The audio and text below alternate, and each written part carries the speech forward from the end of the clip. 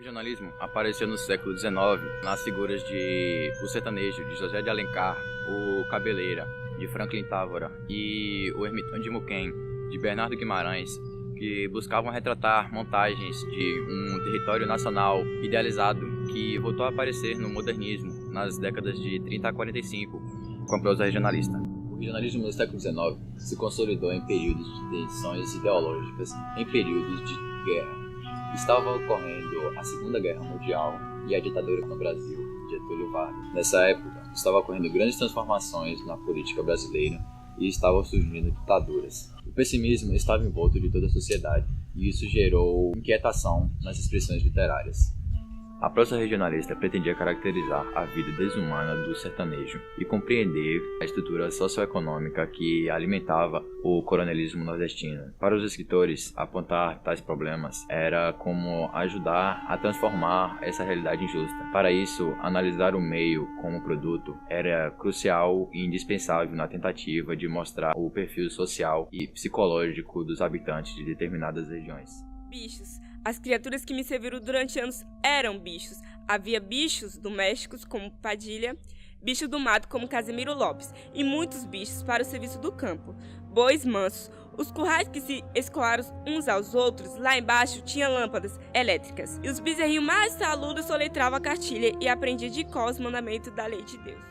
Esta obra narra a história de uma família de retirantes que vive em pleno agreste, em meio à estiagem, no universo pobre de um homem chamado Fabiano, sua mulher Sinha Vitória, seus filhos e sua cachorra chamada Balinha. No trecho citado, vemos a definição de trabalhadores dada pelo seu patrão. O substantivo bichos é utilizado para caracterizar metaforicamente os trabalhadores da fazenda São Bernardo, que podem ser doméstico ou do mato, definindo assim um grau de civilidade. Luiz Padilha, herdeiro falido da fazenda, que agora pertence a Paulo, é bicho doméstico, porque é civilizado e educado. Agora Casimiro Lopes, capanga de Paulo, é bicho do mato, segundo seu patrão, por não ser refinado e nem educado. Ao longo desse romance, é muito comum que as vozes do narrador e dos personagens se confundam, através do discurso indireto livre, um dos mais importantes recursos utilizado por Graciliano Ramos em sua narrativa, cuja retórica é de muito verbalismo que se aloja no interior dos personagens, fundindo homem-paisagem, ações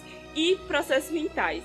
Por essas razões, Graciliano Ramos significa a maturidade de nossa ficção regionalista, a expressão literária, a dimensão política universal de nossos problemas aparentemente locais. Lá se tinha ficado Josias, na sua cova à beira da estrada, com uma cruz de 2 paus amarrados, feita pelo pai. Ficou em paz, não tinha mais que chorar de fome, estrada afora, não tinha mais alguns anos de miséria à frente da vida, para cair depois no mesmo buraco, à sombra da mesma cruz. Essa obra foi escrita em 1930 e conta a saga de retirantes famintos que chegam a se alimentar de tripas de carneiro para sobreviver em meio a uma seca no ano de 1915. A partir disso, um rapaz chamado Chico Bento é obrigado a deixar sua fazenda. Com pouco dinheiro, ele tenta comprar passagem de trem, mas não consegue. E assim, ele compra alimentos e uma burra. No decorrer da viagem, um de seus filhos passa fome e assim come mandioca crua, envenenando-se e levando à morte. O 15 retrata uma história de esperança, fé em Deus, de que os retirantes possam ter uma vida melhor em meio a um sertão seco e quente. Súbito. Ouvi uma palavra doméstica e veio a mim a ideia de procurar a significação exata dela. Tratava-se do inferno. Minha mãe estranhou a curiosidade. Impossível um menino de 6 anos, em idade de entrar na escola, ignorar aquilo. E no lugar existem casas, árvores, açudes, igrejas, tanta coisa que exigia uma descrição. Minha mãe condenou a exigência e quis permanecer nas generalidades. Não me conformei. Afirmou que aquela terra era diferente das outras. Não havia lá plantas, nem currais, nem lojas, e os moradores, péssimos, torturados por demônios de rabo e chifres. Viviam depois de mortos em fogueiras maiores que as de São João e em taxas de breu derretido. A obra Infância foi escrita por Graciliano Ramos em 1945.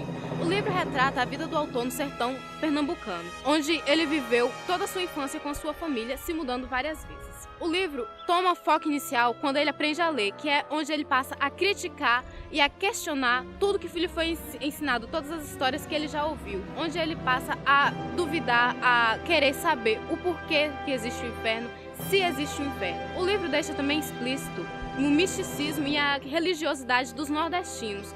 E o modo como ele usou para deixar isso em foque foi através da mãe dele, que é a personagem com quem ele mais possui o conflito, onde ele mais busca a discussão, com quem ele discute para saber o real significado daí. A partir do momento que ele aprende a ler, é onde ele passa a ter opiniões próprias, a questionar as coisas que acontecem e a obter as suas próprias conclusões. No final dessas observações, vemos que a prosa regionalista de 30 a 45 traz em suas obras um fortalecimento da consciência da miséria em diferentes regiões do país, através de personagens como Fabiano de Vida Seca, Os Meninos de Capitães de Areia, entre outros, mostrando assim como esses problemas sociais e regionais afetam a vida das pessoas menos favorecidas nesse meio.